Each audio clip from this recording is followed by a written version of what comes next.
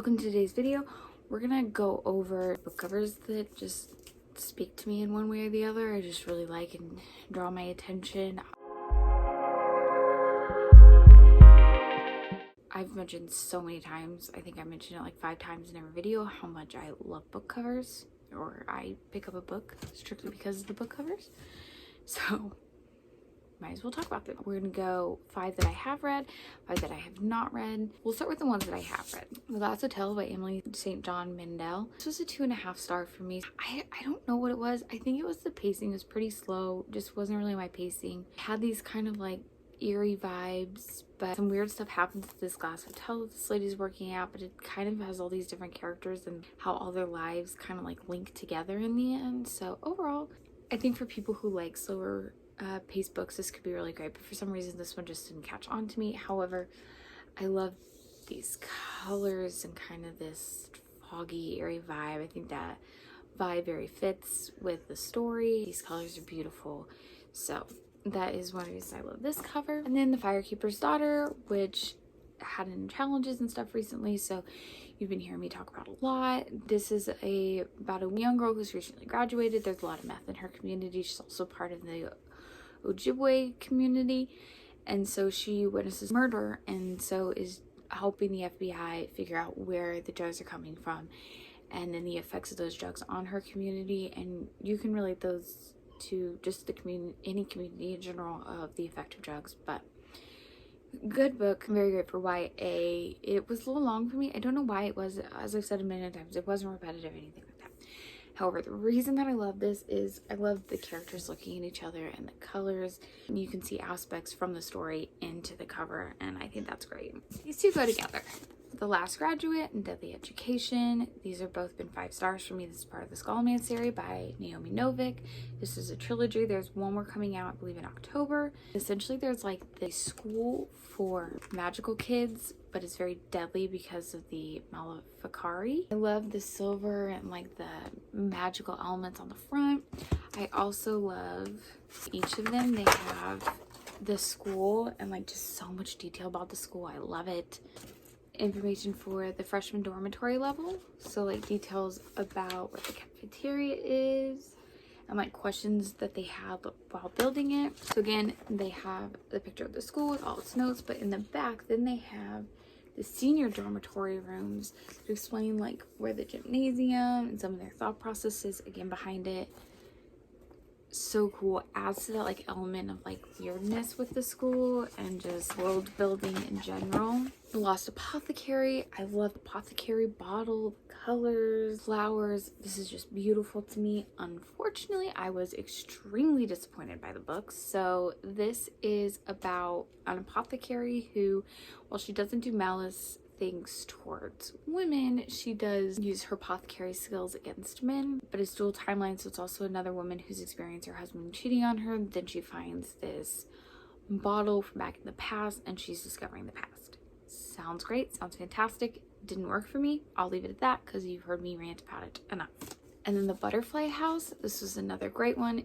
This is a part of a series that is being translated, and they're not all translated. They're not being translated in order. Called the Corner and Warner series. It's a detective series. So in this one, it's kind of hard to explain. There's murders happening, and all these people are linked to this place called the Butterfly House. These people who are in this kind of caregiving institution for people who had issues that they needed help with, but they start showing up murdered. And there's like a connection to all these murders, and they're kind of like figuring it out. Really good book.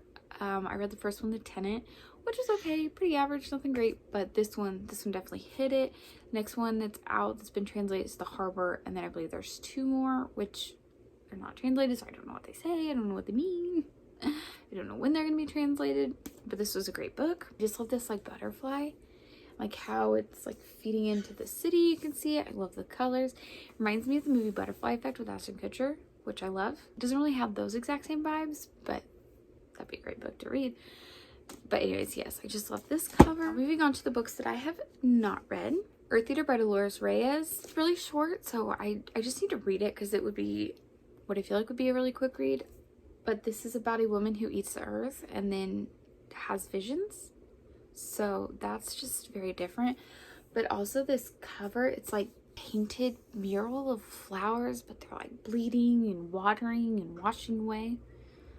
Beautiful. Our Wise Under the Sea by Julia Armfield. This is about a woman who went on a deep sea submarine mission. She comes back. Things are not the same between her and her wife. I believe this is a horror book.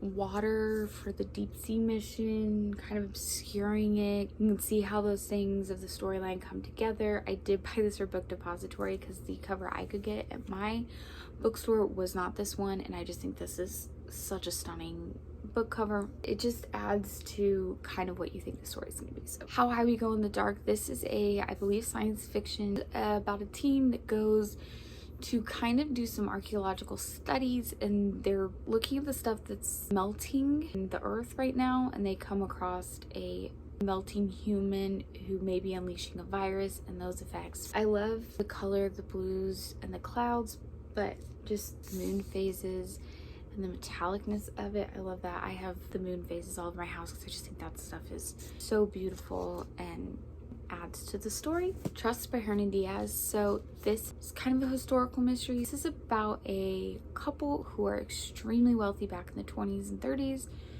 and then there's like a novel written about their story, but not everything is as it seems, so kind of uncovering that. The color, done. But then the big power city of wealth inside this kind of like globe-like thing gives it like that everything's in a bubble, kind of put on a pedestal. Is it really as it seems? Making it seem beautiful. So just kind of the way they put aspects of the story into this, and then you can look at it and the colors, beautiful. Hide by Kirsten White. This, as I mentioned before, gives me the vibes of Scary Stories You Tell in the Dark. This is about a game where you go into this old like amusement park area and you play hide and seek. There's like big prize at the end. This just is so creepy looking with it like going down. So you have your amusement park up here and this big thing, but then roots to the end with maybe a little red, maybe indicating a little bit of death. I just think that this is such a fun cover. Those are some of my favorite covers that I own, but 5 that I have read, 5 that I have not read. So let me know if you have read any of these, what you think, or some other really beautiful covers of books that I should look into. Anyways, see you next time.